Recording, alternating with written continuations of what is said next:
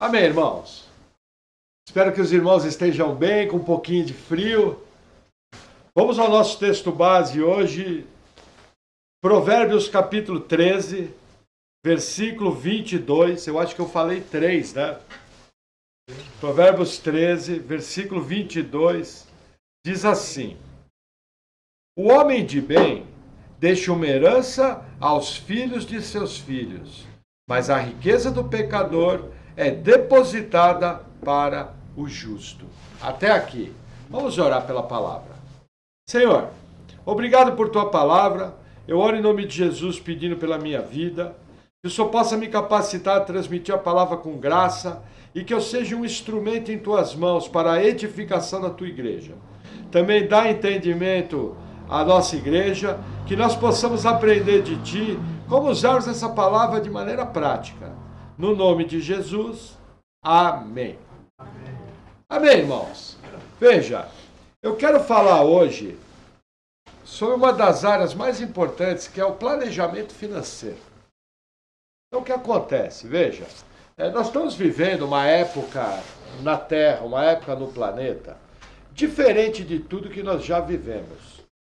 Veja, após o problema sanitário de 2020 e 2021, muita coisa tem mudado na nossa economia, muita coisa tem mudado no mundo, muita coisa tem mudado na geopolítica.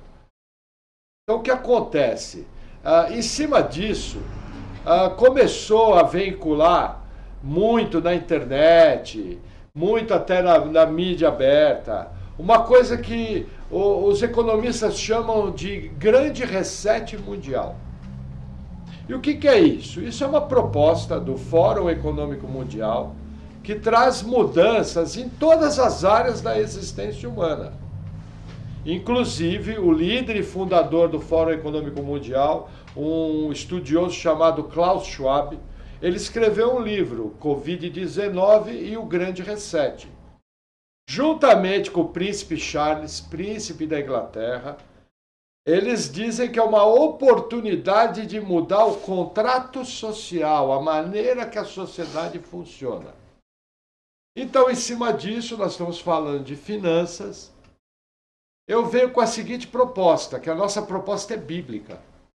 E independente do que o homem fale, do que o homem faça, do que o homem deseja, nós vamos sempre estar sendo guiados pelo princípio bíblico. E a Bíblia que eu leio, que eu estudo, fala o seguinte, que o homem bom, ele deixa herança aos filhos dos seus filhos. Porém, o injusto, ele tesoura para o justo. O que acontece?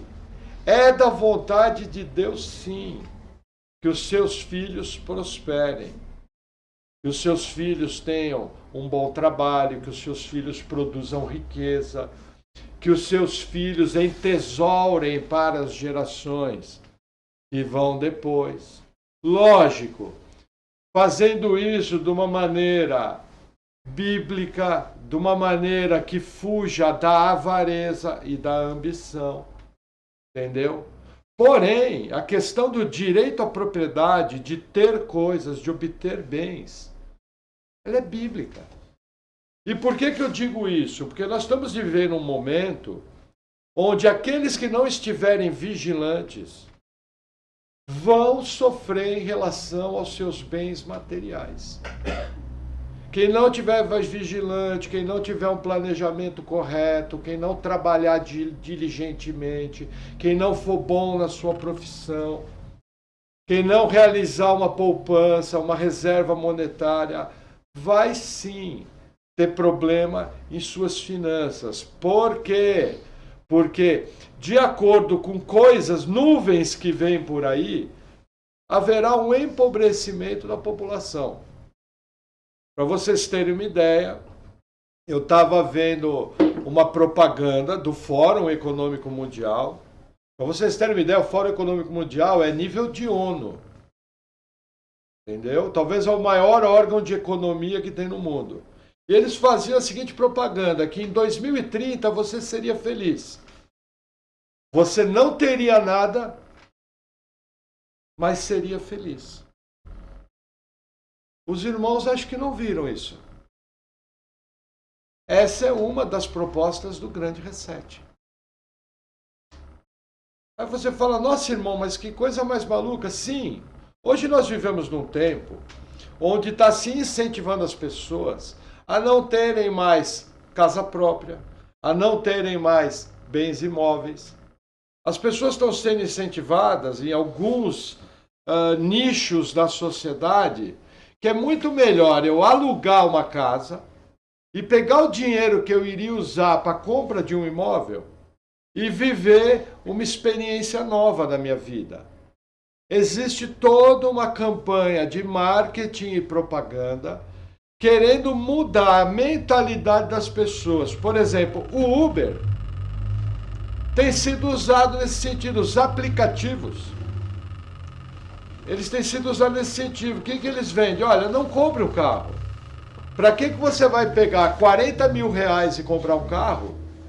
Se você tem despesa de documento, manutenção, seguro, lugar para estacionar, para que você vai fazer isso? Você pode simplesmente chamar o aplicativo e você ir de aplicativo. Só que veja, os donos das frotas são os ricos. Muita gente não sabe, talvez você não imagina, quem é o maior proprietário de terra do mundo. Esse é o segundo. O maior proprietário de terra do mundo é a rainha da Inglaterra. É o maior proprietário. Então o que acontece? Estão vendendo uma ideia que eles mesmos não fazem. Então o que acontece? Aí você fala, mas irmão, como que a pessoa vai perder a casa? Ó, entendam, essa semana que passou agora, a Câmara dos Deputados aprovou uma lei que vai para o Senado, na qual é o seguinte, o imóvel que a pessoa mora pode ser usado como penhor. Vocês entendem a palavra penhor? Garantia de empréstimo. Então o que acontece? Até o dia de hoje, o imóvel que eu moro é inalienável, ele não pode ser alienado. A não ser para a compra de um outro imóvel. O que essa lei diz? Que eu posso pegar a minha casa e posso usá-la como garantia do empréstimo de carro, do empréstimo para uma geladeira, do empréstimo para trocar os armários da minha casa, do empréstimo para uma viagem. E eu posso usá-la como garantia. Veja, coisa mais comum, se for aprovada essa lei, eu espero que não, mas eu entendo que essa lei faz parte de uma agenda, entendeu? Você, quando abrir o aplicativo do seu banco, vai estar lá uma mensagem, olha, você tem 50 mil disponível. Aí você vai olhar o juro vai ser baixo. Você vai falar, nossa, que maravilha. Só que quando você vai assinar o contrato, a sua casa está sendo colocada como penhora. Nós sabemos que os brasileiros não sabem administrar dinheiro. E muita gente pega dinheiro emprestado para gastar em besteira. Muita gente gasta com o que não deve. O que vai acontecer? A pessoa vai pegar dinheiro emprestado, vai colocar a sua casa como penhora e vai perder a sua casa. E aí vai viver de aluguel. Porque, veja, ninguém vai tomar o seu imóvel. Mas vão ser começar a trazer dificuldades. Por exemplo, você mora num bairro bom. Seu imóvel vale 300 mil. Eles vão vender a ideia para você o seguinte, por que você não muda para um lugar mais longe? Vende o seu imóvel por 300 mil, compra um outro imóvel por 100 mil e vive que nem rei com 200 mil. Só que, gente, dinheiro na mão é vendaval. Dinheiro na mão não vale nada, porque existe uma coisa chamada inflação, que a cada dia corrói o dinheiro. Para você ter uma ideia, as famílias brasileiras, nos últimos 12 meses, tiveram uma inflação de 12% quase. Isso quer dizer que quem tinha R$ 1.000 guardado no banco há um ano atrás, Hoje ele tem o equivalente a R$ 880. Vai falar, pastor, o Brasil não é fácil. Gente, a Alemanha está com uma inflação de quase 8,5%. A Alemanha, os Estados Unidos, está com uma inflação, a maior inflação dos últimos 40 anos. 9,4%. É um absurdo para os Estados Unidos. O mundo está à beira, praticamente, se não for feito nada, de muita quebradeira econômica. Só que a Bíblia nos ensina que o sábio discerne o tempo e o modo. A Bíblia nos ensina, nós vimos junto, que o Filho de Deus é prudente. E ele não é pego de surpresa. Aí é que entra a questão do planejamento financeiro. Coisas estão para acontecer. Todas elas vão acontecer? Não. Mas é muito provável que muita gente tenha prejuízo nos próximos anos. É meu papel como pastor, conhecendo essas informações, entendeu? Fazendo um estudo de finanças bíblicas, ensinar os irmãos o certo. Ensinar os irmãos como vencer, por exemplo, essa questão da inflação. Gente, inflação, ela é o pior tipo, ela é quase como um tributo. Porque todo mundo paga a inflação. A inflação torna os pobres mais pobres. Só para vocês terem uma ideia que tipo de mundo nós estamos vivendo, no Brasil, o Brasil são 27 estados, províncias. 13 delas têm mais pessoas que vivem do Renda Brasil, que é um programa de auxílio do governo, do que pessoas com carteira assinada. Olha que absurdo! Quase a metade dos estados brasileiros tem mais pessoas vivendo do dinheiro do governo do que pessoas com carteira assinada. Gente, a riqueza de um país é o que se produz. A riqueza de um ser humano é o que ele consegue produzir. Se você não trabalha, você pode ter dinheiro, mas você não tem riqueza. A verdadeira riqueza vem de produção. Vem do que você consegue produzir com as suas mãozinhas. De segunda a sábado, ralando, trabalhando duro.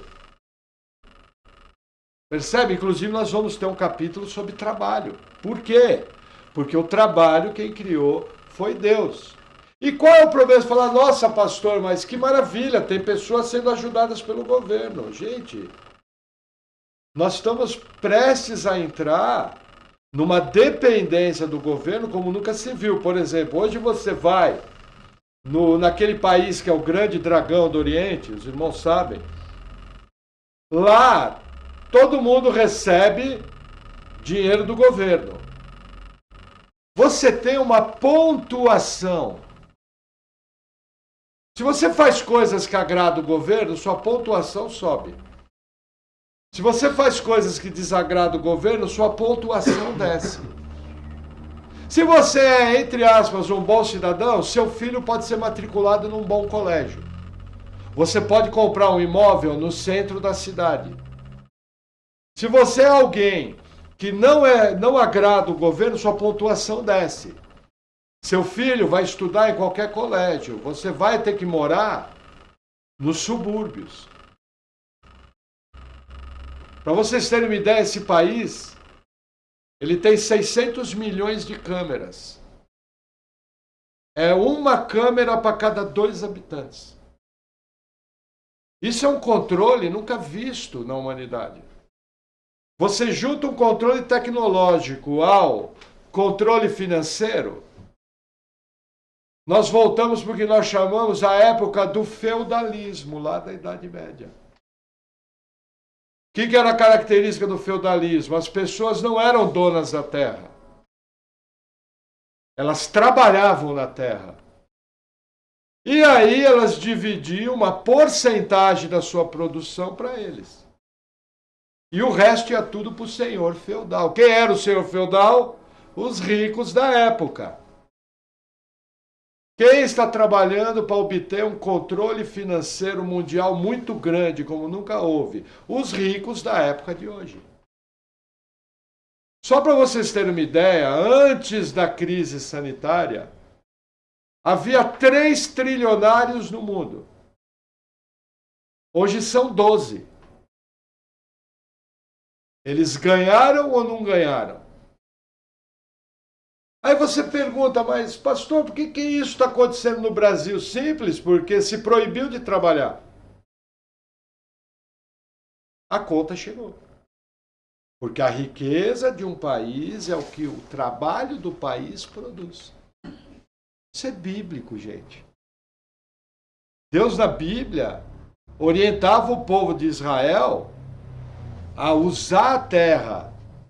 A gente vê os patriarcas produzindo. Eram homens que produziam riqueza, que prosperavam. Esse é o princípio bíblico. O que cabe a nós? Coloca uma coisa na sua cabeça. Não tem como lutar contra. Não tem. É uma bola de neve que vai vir. Mas você tem como trabalhar para vencer essa inflação.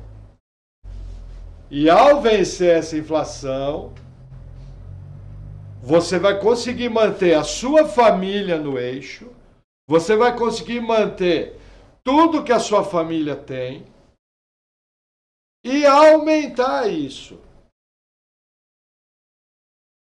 Ou você trabalha duro, ou você rala, ou você corre atrás, ou você vai ser jogado abaixo de uma linha na qual você vai se depender do governo. E aí, meu amigo, seja o que Deus quiser. A minha ideia é que nenhum de nós fique dependente disso. A minha ideia é que nós, assim, com sabedoria, com discernimento, com trabalho duro, com honestidade, colocando o potencial para fora que Deus nos dá, que nós consigamos vencer isso. E não é difícil. O problema é que nós vivemos num país fútil, onde as pessoas estão preocupadas com artistas rebolando para lá e para cá. As pessoas estão pensando num monte de besteira. 1% está atento. Mas quem está atento pode agir sim com sabedoria, com diligência. E conseguir construir algo. Inclusive é para isso que os irmãos vieram para essa terra. O que os trouxe aqui foi a expectativa de construir algo. Entendeu? E nós sabemos que é possível sim construir algo. Eu, por exemplo, construí toda a minha vida aqui no Paraná. Cheguei aqui sem nada. Tinha R$20 no bolso. E, graças a Deus, Deus abençoou, conseguimos construir nossa vida. Não somos ricos, mas temos decência. Vergonha na cara. Você pode, por exemplo, dirigir um filho a ter uma profissão, esse filho ganha bem, viver uma vida de conforto, poder abençoar a obra de Deus. Entende o que está proposto diante de nós? A Bíblia nos traz uma verdade. O homem justo deixa a herança para o filho dos seus filhos, é para o seu neto. O mundo está querendo vender a seguinte ideia: não se preocupe com nada, você vai viver do dinheiro que nós damos para você. Você não vai ter nada e vai ser feliz. Enquanto os milionários estão cada vez mais adquirindo riqueza. Para vocês terem uma ideia, tem um grupo de investimento chamado BlackRock. Ele movimenta, se eu não me engano, 30 vezes o PIB do Brasil. Gente, o Brasil está entre as 10 principais economias do mundo. Vocês conseguem compreender o poder dessa gente? Conseguem compreender a profundidade? cabe a nós estarmos vigilantes, estarmos atentos, para que nós possamos superar isso, experimentar a prosperidade bíblica. Ajusta aquela lâmpada ali que ela encheu. Percebe? Isso pode ser feito, Deus ele nos abençoa, só que eu tenho que entender o seguinte, Deus só abençoa o trabalho. Deus só abençoa quem corre atrás. Deus só abençoa quem segue princípios bíblicos para poder construir algo. Posições financeiras seguras são construídas dia após dia, com muita sabedoria e com muito discernimento. E é lógico, a bênção de Deus. Amém? Amém. Passando essa pequena introdução, vamos abrir em Provérbios 20. Vamos ver algumas verdades que a Bíblia nos traz. Provérbios 20. Versículo 21, diz assim: a herança que no princípio é adquirida às pressas, no fim não será abençoada. Gente, esse provérbio acaba de confirmar o que eu acabei de falar. Não adianta ter pressa. É dia após dia. Para vocês terem uma ideia, eu vou dar uma conta para vocês, vocês vão ficar assustados.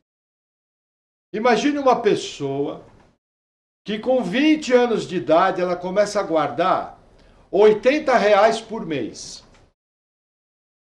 R$80 por mês vai dar R$1.000 por ano, arredondando.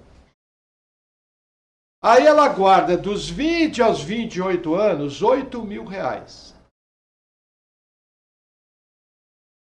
Usando o dinheiro no juro de 10% ao ano, quando ela fizer 65 anos, ela vai ter mais de R$425.000. Investindo apenas 8.000. Aí eu vou pegar o segundo exemplo. Alguém que começou sua vida. Aí com 29 anos, ele acordou. E resolveu guardar os mesmos R$1.000 a 10%. E aí, dos 29 anos de idade, aos 65, ele guardou 37.000. E aplicados a 10% vão render 325.000, 100.000 a menos. O primeiro se programou. Guardou R$80 por mês, por 8 anos, e parou de guardar. Com 65 ele tinha 425.000. O outro investiu 37.000. Para com os mesmos 65 anos ter 100.000 a menos, 330, algo assim. Estou arredondando os números. O que eu estou querendo mostrar para vocês é o seguinte, planejamento. Cautela. Não queira você hoje, com 20 anos de idade, ter a vida financeira de alguém de 40. Não queira você hoje, com 40 anos de idade, ter a vida financeira de alguém com 70. Porque a pessoa trabalhou muito mais, é muito mais recurso que passou pela mão dela. A riqueza que é adquirida às pressas, de maneira imprudente, ela não vai ser bênção. É o que esse provérbio ensina. Vai com calma, dia após dia. Entendeu? Vai construindo a sua vida, juntamente com a sua esposa, juntamente com os seus familiares. Que com a bênção de Deus você vai adquirir, sim, uma situação próspera e abençoada, dia após dia. Amém? Amém. Vamos a mais um provérbio. Provérbio 21, versículo 20. Está logo ao lado. Diz assim: tesouro desejável e azeite há na casa do sábio, mas o homem insensato os esgota. Gente, entenda. Quem não gasta tudo que tem, sempre tem algo guardado. Sejam alimentos ou seja recurso financeiro. Aquele que gasta tudo que tem, acaba gastando até o que não tem. E se endivida. Na casa do justo, além do recurso financeiro, vai ter recursos alimentares. Deixa eu dar a dica para vocês. Ó, vai todo mundo ficar me devendo R$1, porque se conselho fosse bom, a gente vendia, a gente não dava. Tenha um estoque correto de alimentos. É o começo de tudo. Assim que você conseguir, gente, eu sei que aqui tem gente que batalha. Mas essa situação vai mudar. Essa situação não é para sempre. Irmão João, irmão Aida sabe. Eu, por exemplo, há 23 anos atrás, eu no mercado comprava 1 quilo de arroz, porque eu não tinha dinheiro para comprar um pacote de 5 quilos. Comprava 1 quilinho de feijão. Era tudo de picado. Só que eu lembro que dia após dia fomos trabalhando, fomos economizando, fomos construindo. Entendeu? Você precisa, assim que puder, ter uma despensa cheia.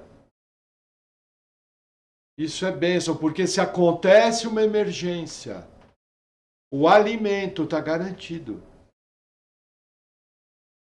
Ao mesmo tempo que assim que puder, assim que você entenda, é um plano. Você começa a agir nesse plano.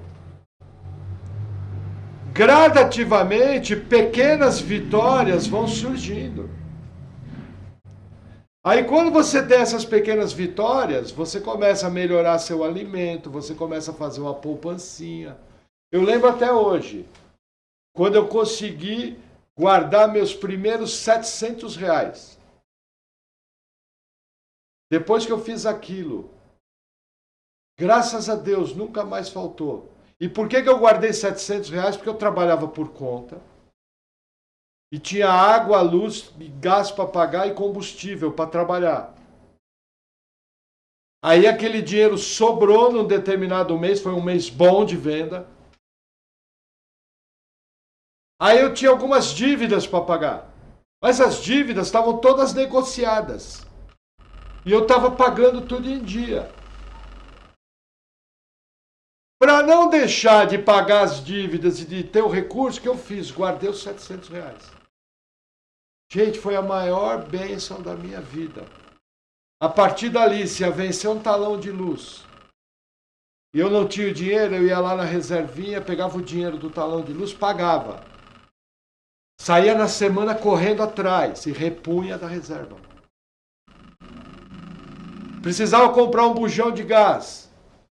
Eu tinha o dinheiro, tirava da reserva, saía na semana, ia receber de cliente, ia tentar vender, ia correr atrás, dava meus pulos. Como eu costumo dizer, dava um nó em pingo d'água e escondia a ponta. Pensa aí com os seus botões. Como é que eu dou um nó num pingo de água, numa gota de água? Mas tinha que fazer. Vocês que estão aqui, você sabe bem que cada dia você tem que matar um leão. Não tem como correr atrás, não tem como fugir. Ou você mata o leão ou o leão te come. Essa é a realidade, mas essa é a realidade hoje. Me dá 5 anos trabalhando certo. 5 anos, só peço para você 5 anos. Fazendo certo. Aí você vai olhar para trás, mas antes de olhar para trás, vai olhar para minha cara com um sorriso desse tamanho. E vai falar, nossa, Deus é glorioso. O que Ele fala, as estratégias que Ele dá, Ele cumpre. A palavra de Deus é verdadeira, porque eu, quando sigo a palavra de Deus, acontece. Entendem do que eu estou falando? É isso que está em jogo. Vamos a mais um provérbio, mesmo capítulo 21, versículo 25.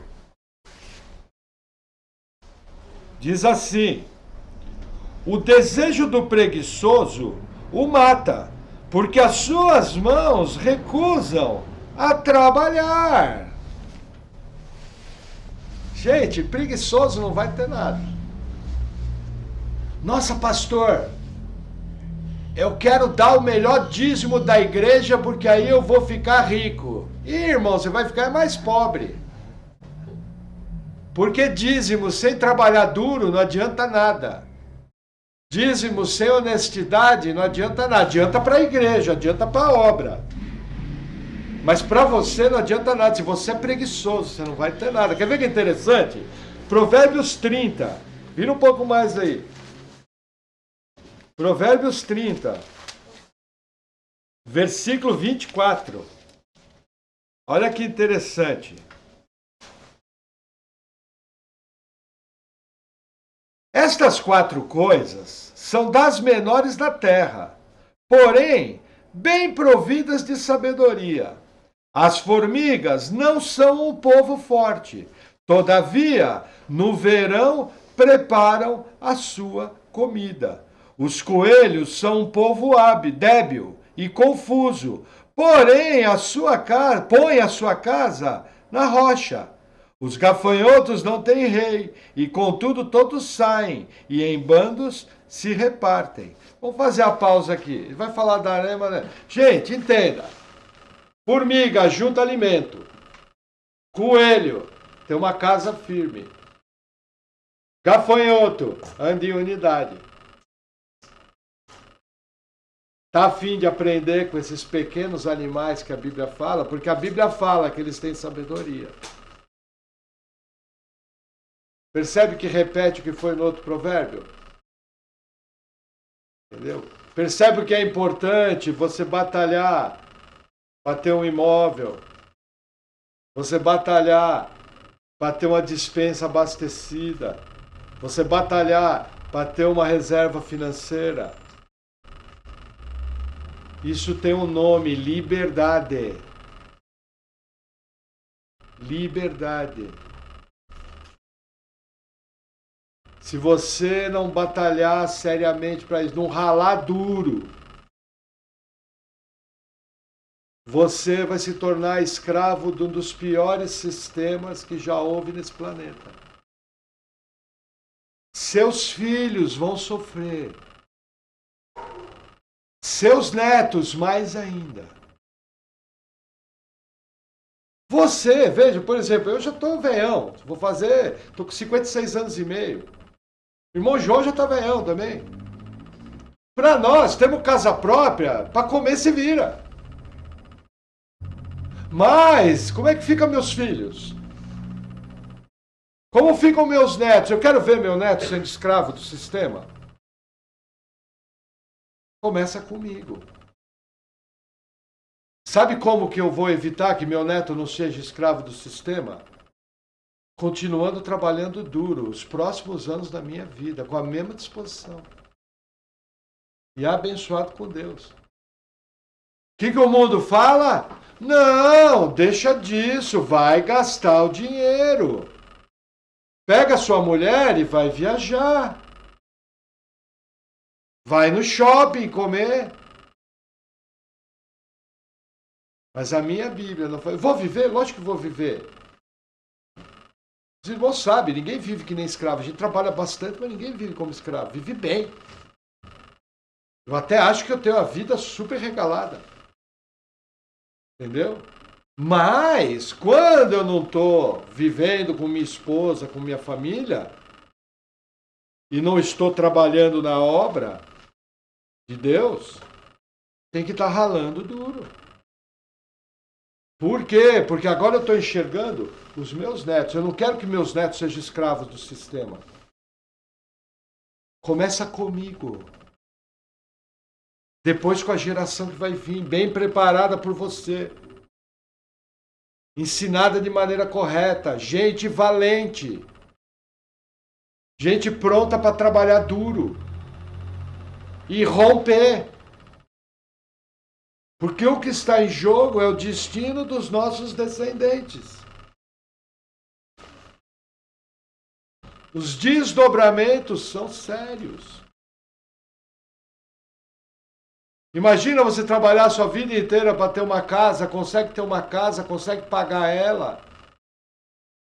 Lembrando que uma das poucas coisas que justifica a dívida é a compra de um imóvel. Porque quando você acabar de pagar ele, ele vale mais do que você pagou.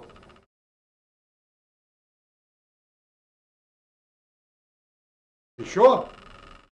Os irmãos já perceberam isso, né? Só isso justifica uma dívida. Ou algum investimento numa empresa que quando eu acabar de pagar o empréstimo, a empresa vale muito mais. O que eu produzi de renda é maior. Entenderam? Aí você compra uma casa, tem seu imóvel, por uma bobeira você perde 30 anos de trabalho. Tá afim? Não, eu quero o seguinte, eu quero preparar a próxima geração, para na próxima geração eu ter minha casa, meus 3 filhos ter a casa deles, e se bobear meus netos quando começar a vida, já ter a casa deles. Ah, você não vai ter nada e vai ser feliz, problema dos outros, aqui não. Aqui é Bíblia. Nós somos que nem o coelho, ele é débil, mas ele tem sua casa na rocha. Nós somos que nem a formiga, no verão, quando tem abundância, a gente ajunta. Para quando vem a época da escassez, o inverno, eu tenho guardado. Percebe no que eu estou falando? Está aqui na Bíblia. Agora, o que é mais fácil falar para você, ó, eu ensinar esses caminhos de Deus, ou tomar o seu dinheiro através de oferta e dizer que você vai ser abençoado?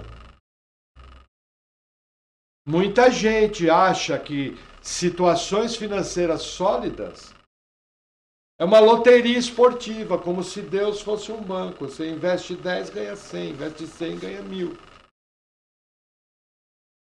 A grande maioria dos cristãos pensa isso. E pensa errado, porque não é só ofertar. Não é só contribuir. Contribuir é importante? Sim. Mas só contribuir não constrói uma situação financeira segura. Vai ver Salomão. Trabalhou pouco, Salomão?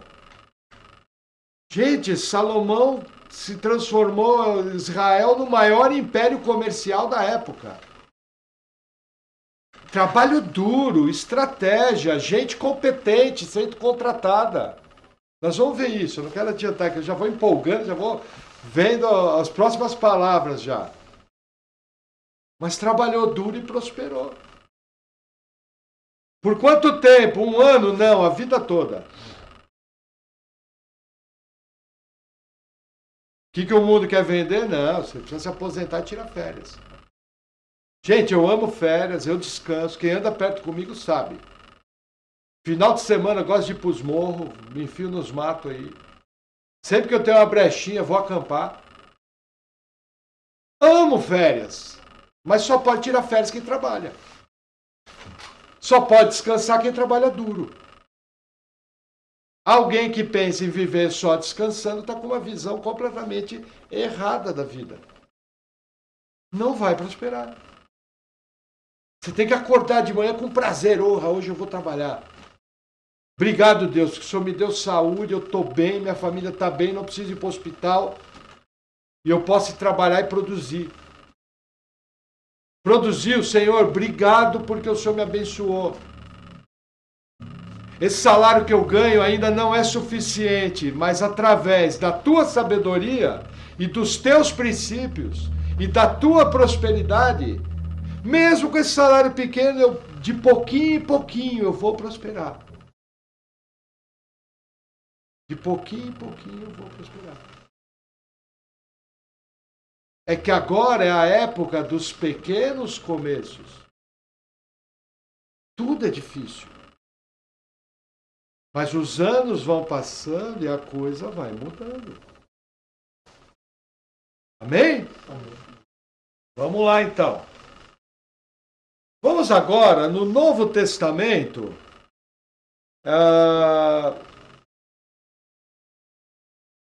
Evangelho de Mateus, capítulo 6. Preciso ler uma passagem aqui de Jesus no Sermão do Monte.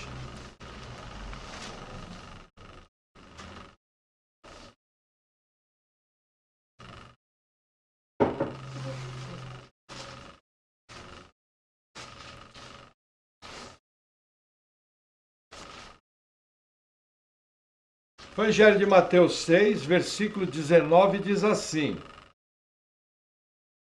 Não ajunteis tesouros na terra, onde a traça e a ferrugem tudo consomem, e onde os ladrões minam e roubam. Mas ajuntai tesouros no céu, onde nem a traça nem a ferrugem consomem, e onde os ladrões não minam nem roubam. Porque onde estiver o vosso tesouro, ali estará também o vosso coração. Gente, talvez a principal chave da prosperidade: ajuntar tesouro no céu. Equilíbrio. Você tem que trabalhar duro? Tem. Você tem que buscar uma situação financeira estável? Sim. Mas Jesus nos alerta. Foco nas coisas espirituais. Qual é o erro da turma? Ah, entendi o que o pastor falou, agora só vou trabalhar. E esquece as coisas de Deus. Quem esquece as coisas de Deus está tendo atitude de ímpio. O ímpio ajunta para entesourar o justo. Jamais na sua caminhada financeira deixe de colocar Deus em primeiro lugar. Jamais, jamais. Falar para vocês sempre, sempre aqui nessa casa, veja, não é confortável falarmos de nós mesmos, mas eu creio que o pastor ele tem que ser um exemplo para o rebanho. Quem me conhece aqui há mais tempo sabe, em primeiro lugar nessa casa sempre foi Deus. Sempre. Segundo lugar, o trabalho. Terceiro lugar, sobrou tempo, vamos para os matos. Vamos se divertir, a vida é boa. Vamos usufruir da natureza maravilhosa que Deus nos deu, entendeu? Cada um do seu jeito. Mas primeiro lugar é Deus. Quando a pessoa começa a deixar de ir para a igreja por causa de trabalho, ela inverteu. Ela inverteu, vai cair nesse versículo. Entendeu? O que era para ser bênção pode se transformar em vento. Percebem? E o Evangelho de Lucas traz mais informação nessa passagem. Vamos 2 livros à frente, Lucas 12. Lucas nos dá uma ideia mais completa disso. Você vai passar por Marcos, o próximo livro é Lucas. Lucas 12.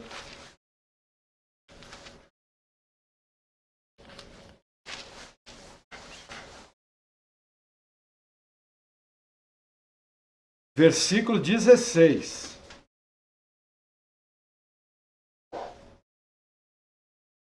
Palavras de Jesus.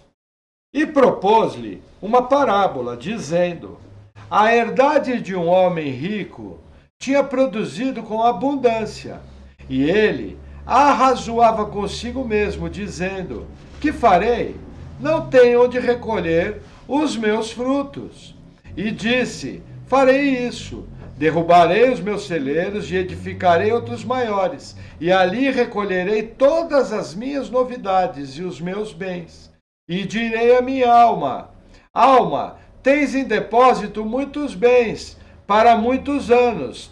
Descansa, come, bebe e folga. Mas Deus lhe disse: louco! Esta noite te pedirão a tua alma, e o que tens preparado, para quem será? Entenderam a história? O homem era muito rico. Não tinha onde guardar a riqueza. Derrubou tudo. Gastou dinheiro, aumentou os celeiros. Encheu, falou: agora eu vou curtir a vida. Aí Deus fala: você é um louco, hoje mesmo vão pedir tua alma. E aí, o que você vai levar? Gente, caixão não tem gaveta. A Bíblia nos ensina que sem nada nós viemos ao mundo, sem nada nós vamos partir. Projeto financeiro é correto, mas o verdadeiro tesouro é o do céu. Sem o tesouro do céu, o tesouro da terra não vai ser bênção.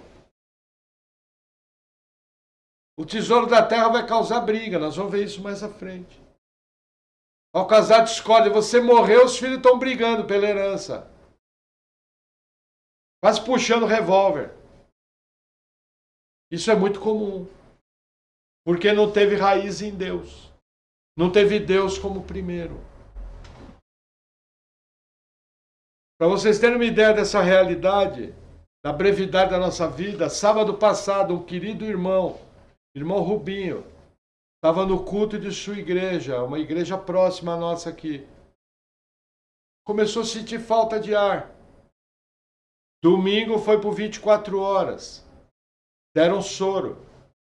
Mandaram para o médico. Segunda-feira foi no especialista. Um coágulo enorme no coração. Quarta-feira morreu. Quinta estava sendo enterrado. 59 anos. Está lá com Jesus. Glória a Deus. Mas para nós que estamos desse lado, é esquisito. Para ele que está lá é bênção. Se a gente pudesse fazer uma entrevista aí, quer voltar? Não, tá louco? O estar com Cristo é muito melhor, conforme diz Paulo. Tá maluco? Não, vê, tira a mão. Para de orar. Mas partiu cedo. Por isso que o nosso foco tem que ser o reino dos céus. Buscai primeiramente o reino dos céus e a sua justiça, e as demais coisas serão acrescentadas. Gente, Deus em primeiro lugar, não perca culto para trabalhar, está errado. Você está deixando o dinheiro ditar a sua vida espiritual, está errado. Está errado. Prioridade em Deus. Ah, pastor, mas vou sentir sono no culto. Fique em pé. Lava o rosto, mas coloque através da sua atitude Deus em primeiro lugar. Quando você vem para um culto cansado, depois de um dia duro de trabalho, você está dizendo através da sua atitude, Senhor, o mais importante na minha vida é te servir, mesmo cansado. Eu estou aqui porque eu quero dar glórias a Ti por aquilo que o Senhor faz na minha vida. Tu és o primeiro, o amado da minha alma. E aí a sua atitude mostra que você realmente, Deus é o primeiro.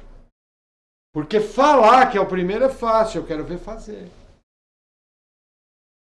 Amém? Amém. Vamos seguir mais um pouquinho, entrando já nas aplicações mais práticas, tá? 1 Timóteo, capítulo 5, livros à frente. Vai passar Romanos, vai passar Coríntios, vai passar Tessalonicenses e vai chegar em Timóteo. Se você chegou em Hebreus como eu, puxa o freio e volta. Então, da página 1270, Claudio. 1 Timóteo 5. Essa epístola tão importante.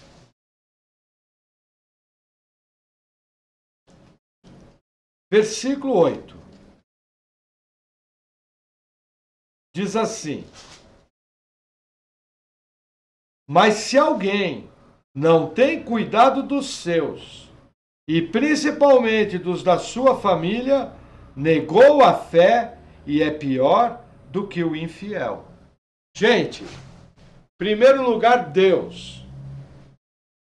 Segundo lugar, o sustento da sua família.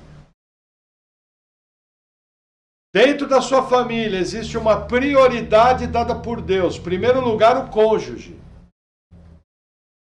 Os filhos são secundários. Agora mata o pastor. Mas é a realidade bíblica. Deus criou Adão e Eva. O Júnior não estava lá. E quando ele criou Adão e Eva, ele falou: eis que é muito bom. Agora veja, na questão de alimentação, coisa mais comum que tem é os pais diminuírem a porção deles para que não falte aos filhos. Aí sim. Porque os filhos são pequeninos, os filhos são frágeis, eles precisam de necessidades. Agora, é o casal junto, unido, que decide. Sem idolatria aos filhos. O dinheiro que Deus te dá, entre outras coisas, é para ser principalmente usado no bem-estar da sua família. O bem-estar da sua família passa principalmente pelo quê? Alimentação e casa. Nossa, pastor, Curitiba é frio. Se prepara para nos próximos anos gastar parte da sua renda numa boa blusa, num bom cobertor, num bom chuveiro. Porque a terra aqui é assim. Só que é próspera, é terra que o Senhor deu. É terra que o Senhor plantou você aqui, é aqui que vão surgir as oportunidades. É aqui que você vai trabalhar e ser próspero. Eu conheço a vida de todo mundo aqui aqui. E posso falar, todo mundo era quebrado. Não salva um. Talvez o mais boizinho aqui fui eu. Mas só que Deus é tão bacana que ele me quebrou, aí ficou joia. Fala, agora vai ser homem de Deus. Rebenta o vaso, Senhor, como diz os irmãos pentecostais. Quebra o vaso, Senhor. Glória a Deus pelos irmãos pentecostais. Entende? Mas aqui todo mundo quebrado. E é Deus que tem nos prosperado, mas com a prioridade correta. Em primeiro lugar, Deus. Em segundo lugar, a família. Tem gente que no primeiro dinheiro que entra, ele fala, agora eu vou comprar um carro e vou botar um som. Botar umas rodas esportivas bonitas. Ah, bacana. Provavelmente Deus vai dar um jeito de explodir esse carro. Aí o ladrão vem, rouba, você fala, ai, fiquei sem o carro, não tinha seguro. É lógico que tirou dinheiro da sua família, do conforto da sua família para gastar naquilo que não é pão. Vai dar problema mesmo. Homens, prestem atenção no tipo de necessidade que a sua família tem. Eu conheço o exemplo de muitos homens que acham o seguinte, se tem arroz, se tem feijão, tem tudo na casa. E as mulheres vêm reclamar, falam, pastor, mas arroz e feijão só serviu para encher a barriga, o básico, mas tem outras coisas. Criança precisa disso, criança precisa daquilo, criança precisa daquilo outro. Entenderam? Cabe a nós termos o discernimento de conversarmos com nossas esposas e administrarmos juntos os bens. Amém? Vamos para mais um texto em Timóteo. 1 Timóteo 6, versículo 9. Muito bom esse versículo. Mas os que querem ser ricos caem em tentação, e em laço, e em muitas concupiscências loucas e nocivas, que submergem os homens na perdição e ruína. Porque o amor ao dinheiro é a raiz de todos os males. E nessa cobiça, alguns se desviaram da fé e se transpassaram a si mesmo com muitas dores. Gente, cuidado, amor ao dinheiro é a raiz de todos os males. Eu estou preocupado, sim, com o futuro da minha família. Quero ter uma posição financeira boa, sim. Se puder deixar uma herança boa para eles, vou deixar, sim. Mas jamais, hipótese alguma, não toque na fé. Não toque na fé. Tem gente que sai da igreja por causa de trabalho. Eu já vi vários casos. Sabe o que esse versículo está falando? Vai se transpassar por muitas vezes. Tem gente que não serve na igreja, tem ministério. Tem um chamado da parte de Deus para servir os irmãos e não serve porque está sem tempo. Porque está trabalhando de maneira desequilibrada. Percebe? Esse equilíbrio só pode ser dado pelo poder do Espírito Santo. Comunhão com o Espírito Santo só é dada através de convivência. Convivência do Espírito Santo só é feita congregando, orando e lendo a palavra. Não vai vir o anjo do plim-plim. Se você quer ser um ótimo profissional, alguém que produz, alguém que acumula riqueza, você precisa ser íntimo do Espírito Santo. Para ser íntimo do Espírito Santo, você precisa congregar, orar e estudar a Bíblia. Aí você vai ver o Espírito Santo controlar a sua vida. Controlando sua vida, você vai ser cheio do Espírito Santo. Sendo cheio do Espírito Santo, onde você pôr a mão, prospera. Sabe aqueles irmãos que Deus dá um carro, ele sai da igreja? Então é melhor andar a pé. Porque não pode ter carro. Isso é mais comum do que você pensa. Está cheio de crente que Deus não prospera, que se Deus prosperar, ele sai da igreja. Será que você vai ter o mesmo amor por Jesus daqui a 10 anos, quando você for próspero? Você vai ter o mesmo nível de compromisso? Vai ser firme? Ou vai ser que nem um dos homens mais sábios que já pisou nesse planeta, Salomão, que na sua velhice construiu templos a outros deuses e serviu aos ídolos? Imagina que mancha na vida desse homem, desse irmão. Gente, Salomão foi salvo, tá? Uma vez salvo, sempre salvo. Se nasceu de novo, não tem como desnascer. Por isso que a salvação é obra 100% de Deus. Só que veja, o fato de eu ser salvo não quer dizer que eu possa produzir muita desgraça.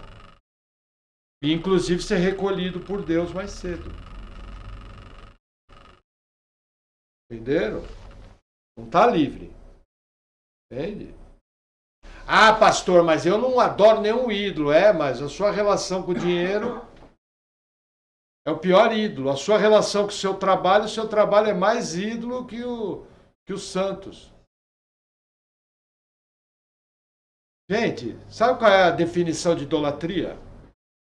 Idolatria é adorar a criatura ou as coisas criadas ao invés do Criador. Esse é o conceito bíblico de idolatria, então é muito amplo. Eu conheço gente, nós conhecemos gente que servia a Deus, nasceu filho, acabou. Nunca mais foi para a igreja. Hoje os filhos estão com 20 anos, a pessoa continua indo para a igreja. Idolatria. Até hoje eu lembro dessa pessoa. A data era 12 de outubro de 2000. Irmão João resolveu fazer um culto de ação de graças na casa dele. E me chamou para pregar. E lá eu preguei sobre idolatria de crente. E um dos temas da palavra foi idolatrar filho. E essa pessoa estava lá. E essa pessoa olhou para a nossa cara e falou: nossa, Deus usou o irmão para mostrar que eu estou idolatrando meu filho. Lembra? Talvez João lembra. Sabe o que aconteceu no dia seguinte? Nada, continua idolatrando o filho. Se nasceu de novo, vai estar no tribunal de Cristo e vai responder. Está afim?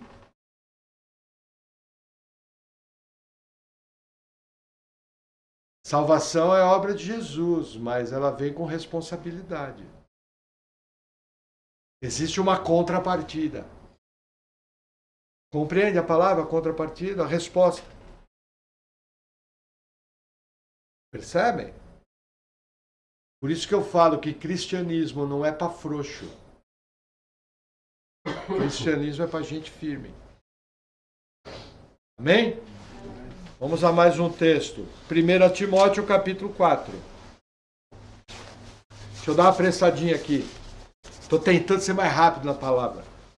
1 Timóteo 4, versículo 1 diz assim: mas o Espírito expressamente diz que nos últimos tempos apostatarão alguns da fé, dando ouvidos a espíritos enganadores e a doutrinas de demônios, pela hipocrisia de homens que falam mentiras, tendo cauterizado a sua própria consciência, proibindo o casamento e ordenando a abstinência dos alimentos que Deus criou para os fiéis e para os que conhecem a verdade, a fim de usarem deles com ações de graças.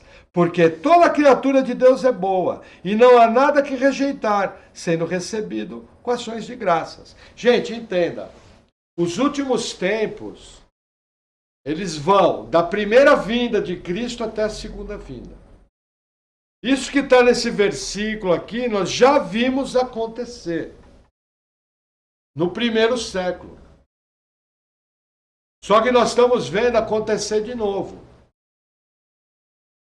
Hoje existe uma coisa chamada marxismo cultural. Um dos alvos do marxismo cultural é destruir a família judaico-cristã, proibindo o casamento. Mas como, pastor, casamento não é proibido? Não é proibido, mas a propaganda e a campanha que tem contra é enorme. Veja a quantidade de jovens marmanjo, 35, 40 anos de idade, não casou, está morando na casa dos pais e não faz nada. Talvez na Venezuela não seja tão comum, no Brasil isso é mais comum do que vocês pensam. Proibindo o casamento. Só que o texto fala uma coisa, fala de doutrinas de demônios, nós já sabemos, está no pacote. Mas fala uma frase interessante, proibindo os alimentos que foram dados por Deus com ação de graça. E aqui entra uma coisa interessante, e com certeza os irmãos acho que nunca ouviram falar disso. Vocês sabiam que os grandes empresários estão trabalhando, acende a outra. Os grandes empresários, acende, daí você gira as lâmpadas. Os grandes empresários estão trabalhando para produzir proteína de insetos. Para produzirem proteína vegana. Resolvido, isso, é a outra. Aê. A semana foi muito nublada, a energia solar está fraca. Por isso tem que estar preparado. Veja, você estaria disposto a comer proteína de inseto? Ah, irmão, João Batista comeu gafanhoto, é bem diferente. É outra época, outro tempo. Os irmãos já perceberam a campanha que existe no mundo para você não comer carne? Os irmãos já perceberam a pressão que tem no mundo para que os jovens se tornem vegetarianos? Do nada. Vocês sabiam que essa semana na Inglaterra eles estão pensando em tributar o arroto das ovelhas, dizendo que isso produz mais CO2 na natureza? Vocês sabiam que está sendo proposto no mundo um imposto de 15% para o mundo inteiro por causa das emissões de poluentes? Aí se eu pergunto, se tem um imposto, tem que ter alguém centralizado para recolher o imposto. Se tem alguém centralizado para recolher o imposto, essa pessoa vai ter poder de administrar o imposto. Percebe que tudo encaminha para a nova ordem mundial? Não estou dizendo que vai chegar amanhã. Gente, quem dá a última palavra é Deus. Lembra aquilo que foi votado semana passada? Que Deus falou não, a maioria dos países não aderiu. Aquela questão sanitária, que ia poder ser intrometido nos países, Deus falou não, acabou. É que nessa última emergência sanitária, foi até o limite que Deus deixou. Chegou uma hora, Deus colocou e falou, acabou. Porque o Apocalipse nos fala que quando o anticristo vier, Deus vai colocar no coração dos 10 reis para que eles entreguem o poder à besta. Quem é que vai direcionar a ascensão do anticristo? Deus. Está na Bíblia. Isso quer dizer que enquanto Deus não falar, não vai acontecer. Vocês sabiam que tem gente pegando um conjunto de células no laboratório e produzindo carne de laboratório? E com certeza vai ser vendido muito mais barato. Aí eu pergunto, se você vive de uma renda básica do governo de 400 mangos, você vai comer carne de laboratório ou não? Percebe o que você precisa vencer, o que está por aí? Percebe o que você precisa se preparar? Os caras não estão brincando quando eles estão falando, você não vai ter nada e vai ser feliz. Essa agenda está adiantada, eles queriam implantar tudo isso até 2020. Entendeu? Só que não conseguiram, então estão fazendo de tudo para fazer até 2030. Quem quer implementar essa agenda odeia a igreja. Odeia o que nós cremos. Percebe? Por que cada vez mais eu tenho que ser o melhor, eu tenho que me esforçar, eu tenho que correr atrás, eu tenho que me preparar? Eu, por enquanto... Gente, agora olha que legal. Queriam tributar a carne bovina brasileira. Gente, o Brasil alimenta 1 bilhão de pessoas. O Brasil preserva 84% da mata original da Amazônia. 85% do território brasileiro é preservado. A Califórnia, o ano passado, estava pegando fogo. A Sibéria estava sendo destruída. Você não ouviu um pio na mídia. Fizeram uma fogueira para São João, pronto, saiu na mídia. Incêndio na Amazônia. É a festa junina que tem aqui.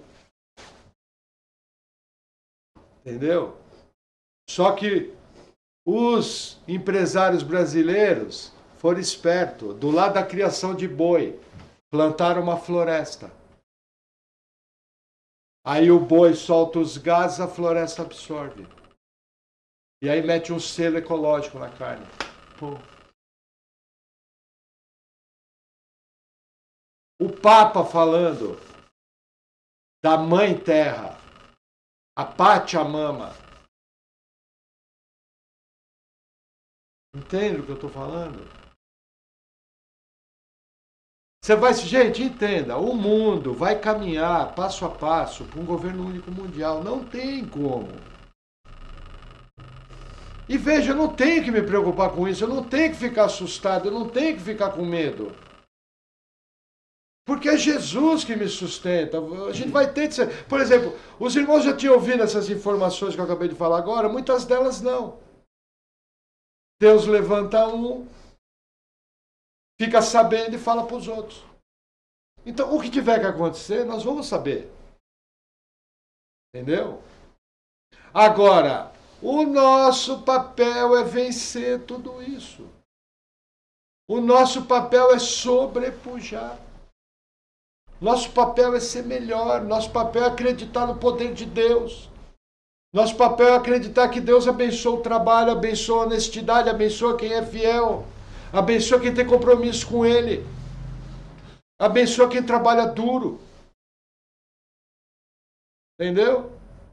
E com certeza você vai sobrepujar.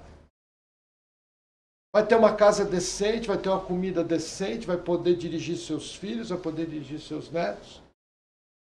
Provavelmente vai poder ter um carrinho para ir para a igreja.